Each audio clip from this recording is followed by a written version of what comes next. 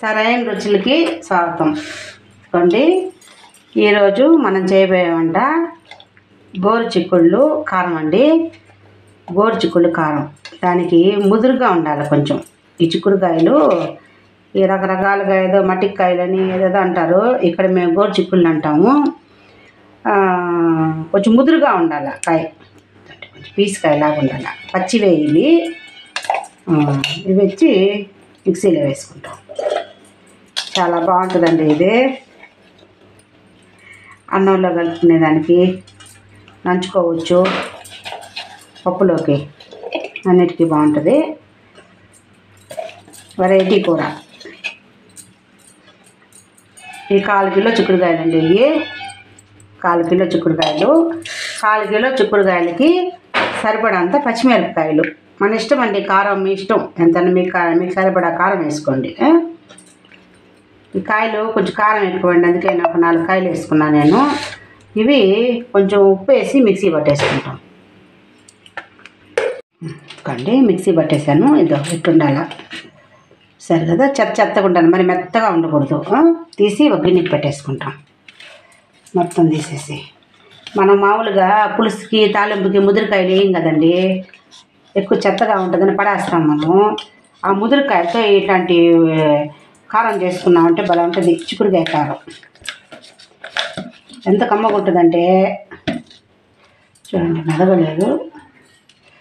ఇవి కూడా ఏం పర్వాలేదులేండి, తీసేసుకుంటాం. ఎందుకంటే మరి మెత్తగా మెదగకూడదు.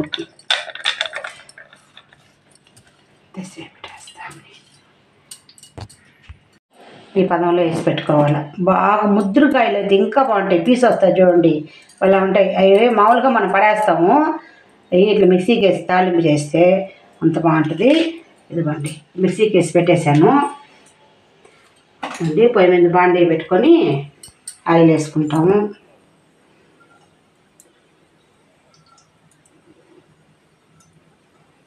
ఆయిల్ బాగా కాగిన తర్వాత అంటే నూనె కాగిపోయింది, ఆవాలు వేసుకుంటాం. ఆవాలు వేసిన తర్వాత పచ్చెనగపప్పు, కొంచెం మినప్పప్పు, తర్వాత 2 ఎండుమిరపకాయలు, కొంచెం ఆగనిస్తాం. వేగింది, కొంచెం తెల్లగడ్డ కూడా వేగిన తర్వాత కొంచెం కరివేపాకు, కొంచెం జీలకర్ర,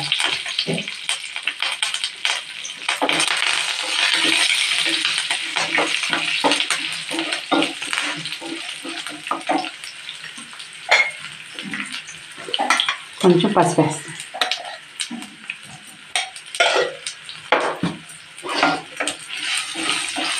అంటే ఇప్పుడు ఇది ఉంది కదండి, దీంట్లో వేసేసుకుంటాం. చిక్కుడుకాయలు, పచ్చిమిరపకాయలు,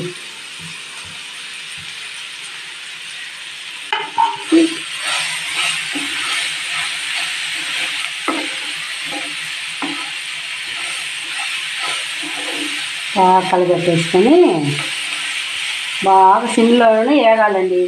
ఇది పచ్చికాయ కదా, ఇది బాగా వాడాలి. ఉప్పు చాలకపోతే ఇప్పుడే మనం కొంచెం వేసుకోవాలి. ఇప్పుడు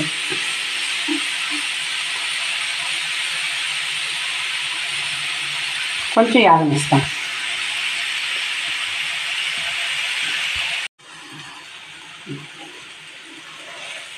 సరే కదా, ఎర్రగా రావాలి.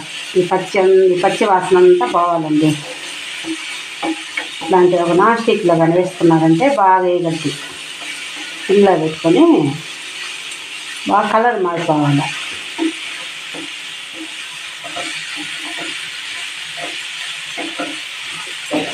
ఎంత ముదిరికాయలు ఉంటే అంత బాగుంటుంది,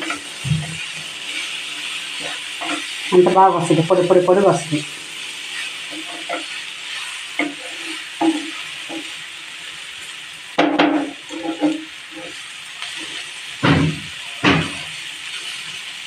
కొంచెం ఆగనిస్తాం.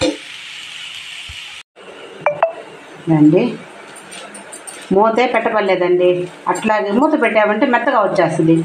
మూత పెట్టకుండా సిమ్లోనే ఇట్లాగే ఏం చేసుకోవాలా, పొడి పొడి పొడి పొడిగా వచ్చేస్తుంది బాగా.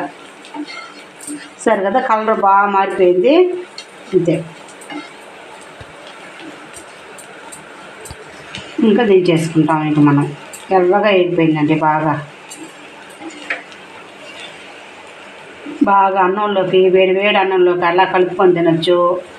పప్పు చేసుకొని పప్పులోకి నంచుకోవచ్చు. చాలా కమ్మగా ఉంటుంది. చిక్కుడుకాయ పొడి కారం. ఇంక దించేస్తాం.